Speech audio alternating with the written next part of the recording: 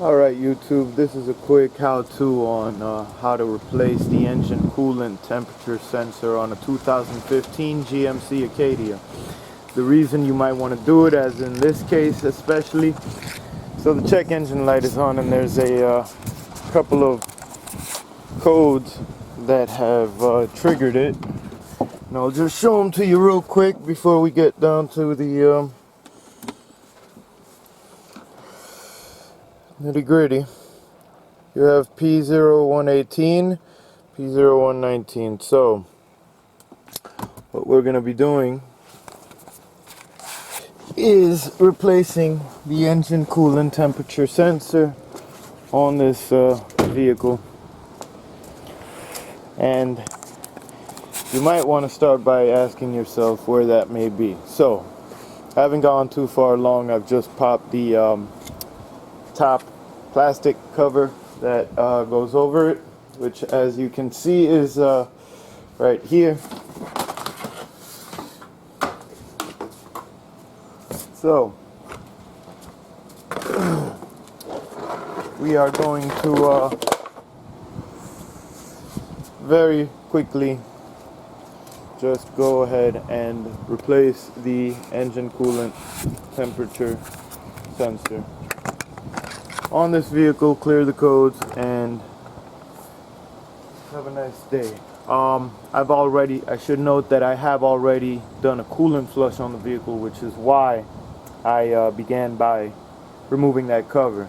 I didn't automatically jump to the conclusion of the sensor. I decided to do a coolant flush initially, and we still have the same problem, so now we're going to swap the sensor. So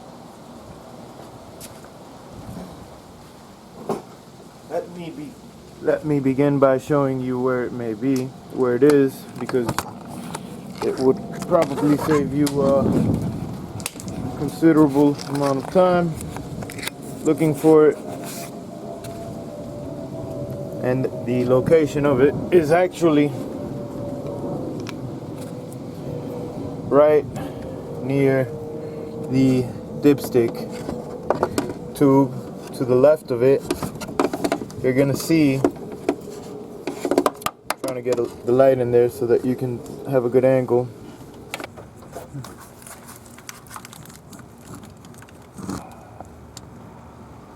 Right there, okay? Right there where I have the flashlight shining, okay? To the left of the dipstick tube. I'm gonna see if I can set the camera down so that I can move the cover back, because it's actually concealed behind a sort of insulated housing. If I can just go ahead and hold the camera with one hand, peel this thing back, and there it is in all its glory. The engine coolant temperature sensor. So basically, yeah, I wouldn't break it off. I'd try to, just push it back in order to expose it. But yeah, there it is. Alright, so to give you some context of where my hand is, I am having my hand go through the top of the oil filler tube, and I am right there. Okay, it is right here. As I said, it's just to the left of the dipstick. So that's your dipstick, it's right there. So you're going to just, like I said, push it back. And now I got the wiring harness in the way, but yeah, there it is. So I'm going to just set the camera down so that you guys and have a good view while I go ahead and remove it.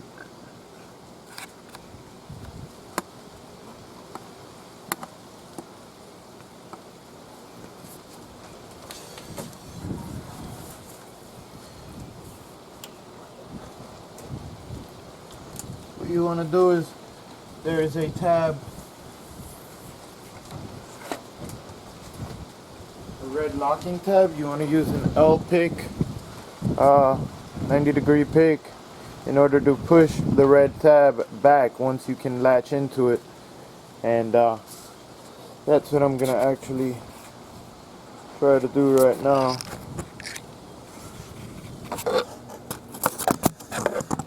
While I have you on the camera.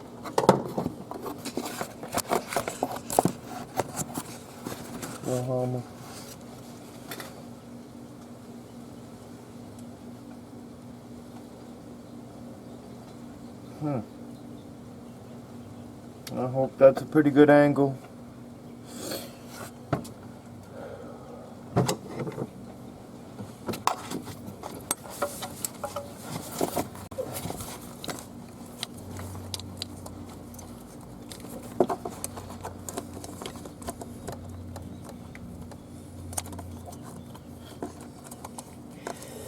So you want to just hook onto that red tab, slide it back with your pick, and then you want to go ahead on and reach one hand from the top, one hand from the bottom is the best way I would do it. And there is a tab which I will show you in a moment, and just press the middle of it in the center, press it down, push it in, and I slide it back, and there it is. Okay, there it is. So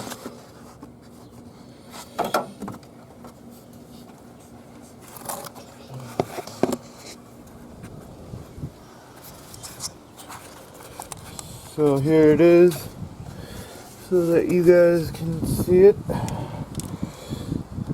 And right on.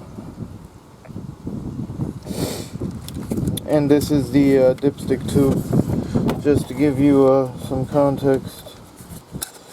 Okay? And all this action is taking place just to the left of it as you're standing in front of the vehicle, slightly. So just in front of the passenger side compartment. And I can give you an even better view of what's happening with this my bore scope camera that I have for these hard to reach purposes. That's not necessary for this job, but I am just gonna take the moment to show you guys what it looks like.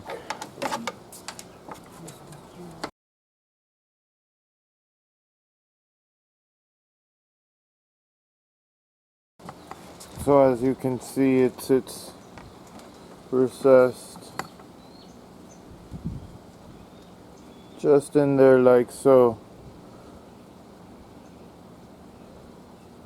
Again, that's not necessary, this bore scope, to see what's going on, but I'm just taking the opportunity to give you a glimpse, to show you I haven't tampered with anything yet. Only, as I said, up to this point, remove the cowl panel because I already did a coolant flush. We're now going to remove and replace the old engine coolant temperature sensor with the new one. And we're just trying to set up the camera in a good position.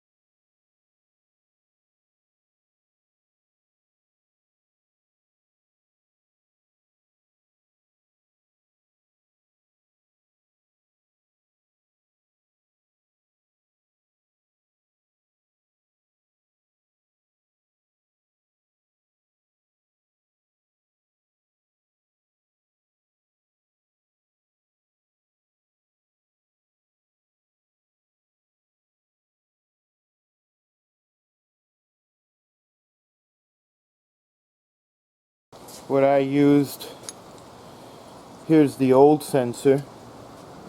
As you can see, it's pretty worn. It's a little dirty right there. Maybe contributing to the erratic signals it's sending to the PCM. But it's a good opportunity to show you how I removed it with a deep 19mm socket. And you know, basically we want to take the socket and fit it just over the sensor, and then through the use of the extension and a wobble socket, it's a short extension, about 1 inch, you have the clearance, as you were able to see me do, to just break it loose and then torque it just to about 15 to 20 foot-pounds. When you remove the old sensor, there's going to be coolant that comes out. If you release the filler cap as I did, it won't have that much pressure in the system. Nevertheless, coolant will still come out. You'd want to use one hand to plug the port, and then have the new sensor on standby, and then just quickly swap it, thread it, tighten it. As you saw me do, I reconnected everything, and then I even put the protective shield around it. I figured if some engineer decided it should be there and it wasn't overly difficult to remove it, then why not put back?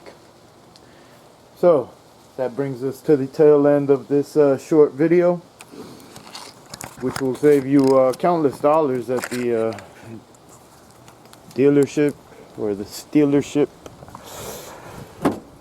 We're gonna go ahead and clear the codes on this thing now that we've I would never clear the codes unless I've performed the necessary repairs, which in this case we obviously have. So now we're gonna take the quick opportunity to go ahead and clear the codes. Okay.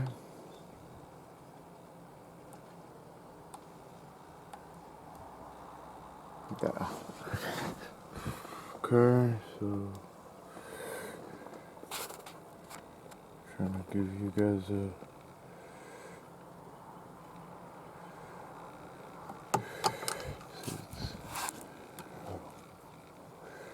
so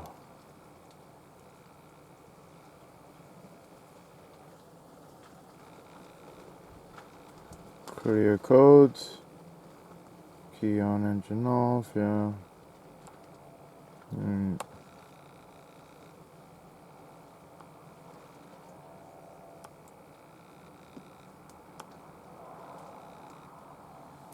then voila, no codes present.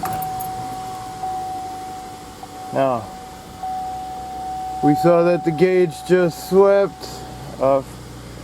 In order to verify that we have indeed fixed the problem, we're going to go ahead and look at some live data.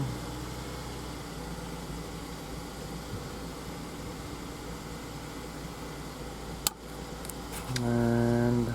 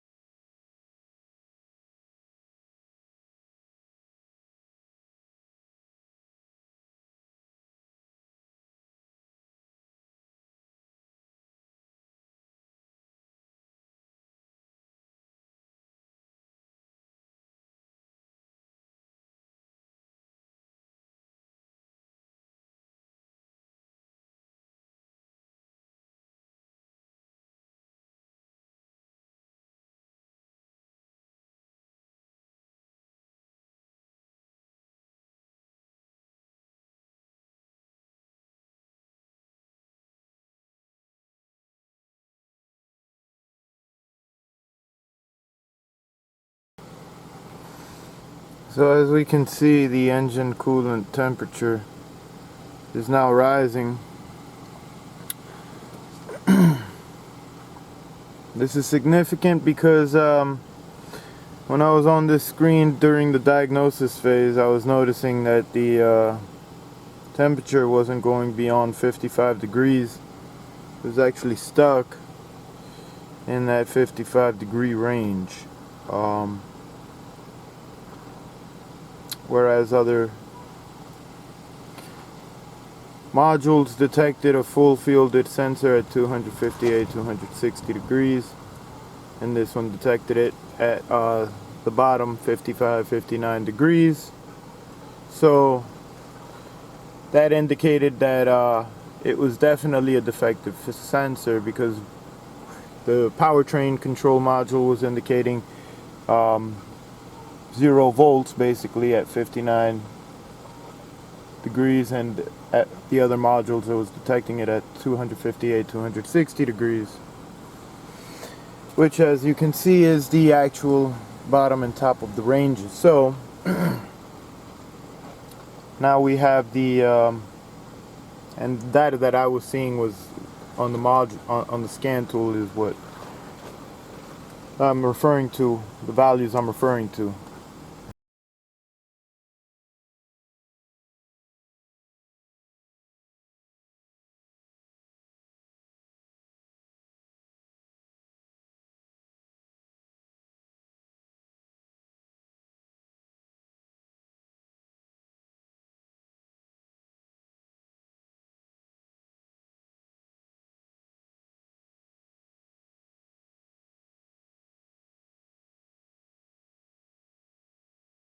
And there it is at 120 degrees. So, and the temperature is rising. So that concludes this short how-to video.